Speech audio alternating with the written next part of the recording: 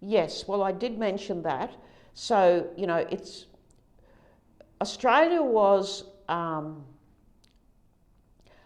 a series of, say, about probably 600 First Nations. If you look at the language varieties, the Indigenous language varieties, traditionally anthropologists have, increased the number of societies, traditional societies. But you see, what they were doing was counting from the end of the frontier wars, when they'd, eliminated so many populations, destroyed so many languages, destroyed so many societies, removed them from their land.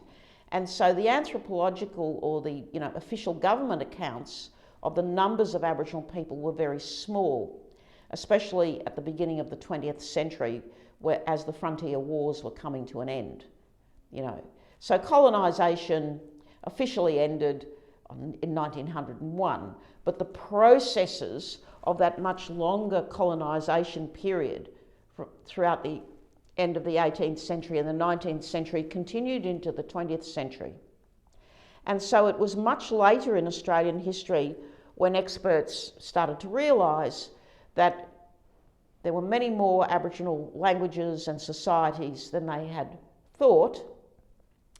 And I'm estimating about 600 based on my own research.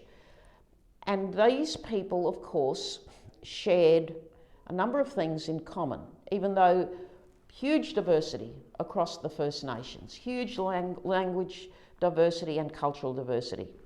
But people did trade, and there were trade routes that crossed the country from north to south, up the east coast of Australia, and so people with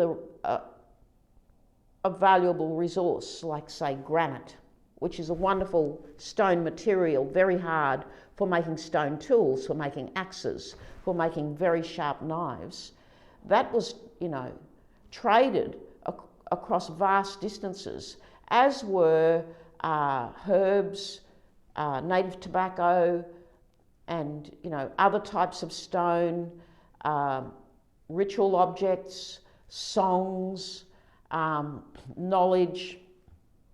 And there were people who walked these long trade routes who were the emissaries between nations. And one of the purposes of these trade routes also was to send out emissaries to call people together for feasts. So feasting was a very common social event throughout the Indigenous world in Australia. So when you have a large group of people together, that's when you can trade. And it becomes, as you say, a market, But it's also where families meet, catch up, tell each other the news, arrange marriages, and settle disputes. But trading was very important.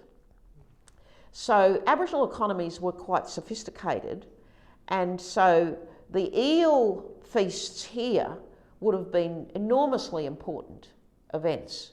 So yes, so that's a very good question that you ask.